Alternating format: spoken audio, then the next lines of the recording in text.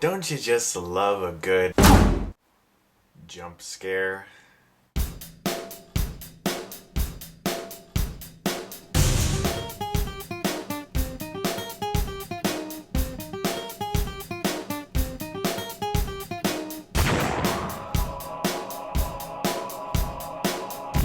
Please don't go to Aylmarsh House. If we open the door to superstition, where does that lead? The Woman in Black stars Daniel Radcliffe coming right off of Harry Potter, and I was really interested in this movie for one reason in particular. I really wanted to see if Daniel Radcliffe could give a great performance outside of the Harry Potter world, because he's done some plays that I guess were really successful involving lots of nudity that I don't really know about, but I guess he was really good in it. He's matured a lot as an actor over the course of the Harry Potter films, so I was interested in seeing what he could bring to a role that wasn't Harry Potter. I think the film takes place in the late 1800s, I'm not positive, but there is like one guy in town who has a car, and he's like really famous because he has a car. Everyone knows he's the guy with the car. And he's sent to this house to take care of a whole bunch of legal documents because this woman has died, and so has her son. I feel she's there, trying to reach me.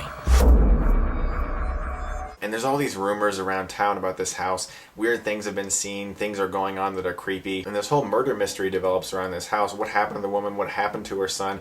What are all these strange going-ons? Daniel Radcliffe has to figure that out. I was really pleased with Radcliffe in this movie. I thought he did a good job. He gave a good performance. It wasn't just the same old stuff from Harry Potter. I liked what he had to do. I liked what he brought to his character. He had a lot of little subtle nuances with his character. He didn't overact at all. He was very, very low-key, which was very good.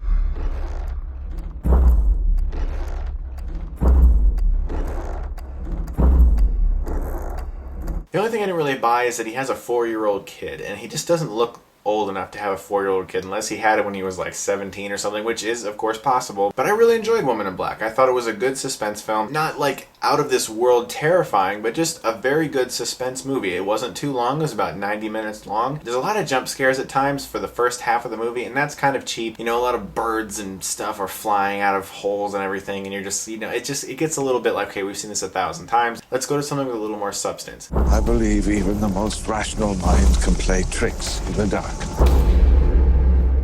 Who's there?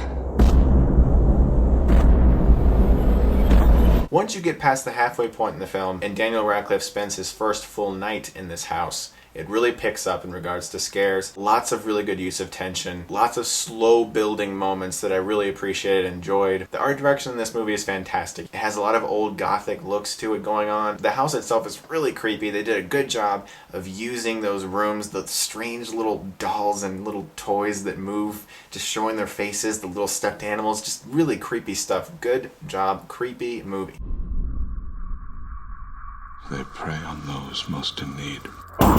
Now, a major problem I have with this film, I can't really get into too much because it is a spoiler. So without spoiling anything, I will say that the way the film concludes kind of negates the last 20 minutes or so of the movie. It makes it seem like, why did we just go through all of that if that was going to happen? Without spoiling anything, I'll just say that it seemed like it kind of made the last 20 minutes of the movie completely unnecessary. But this is a good transfer from Harry Potter to other films for Radcliffe because he's able to keep that fantasy audience that's into, you know, that whole world. I hope his career goes well because I like him in this movie. I want to see him do more. This was a fun suspense film with some very effective moments and really good use of tension. All in all, I enjoyed The Woman in Black a lot, and I'm going to give it a B.